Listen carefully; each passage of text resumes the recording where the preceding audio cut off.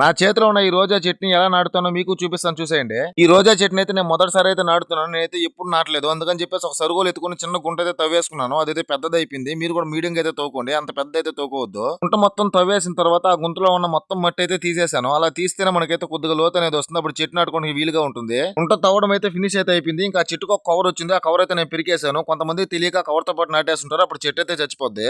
నేనైతే చెట్టు కొద్దిగా బలంగా తయారవుద్దని చెప్పేసి నేనైతే ఎరువు వేసుకున్నాను. మీకు ఎరువు చిక్కితే వేసుకోండి, లేదంటే చెట్టు అలాగే నాటిండి, ఏం ఇబ్బంది లేదు. ఏ మాత్రం ఆలోచించకుండా ఆ చెట్టు అయితే గుంటలో పెట్టేసి నీట్ గా అయితే బూడ్ చేశాను. అలా బూడ్చిన తర్వాత ఆ చెట్టు పైన ఇంకొద్దిగా ఎరువు అయితే వేసుకున్నాను.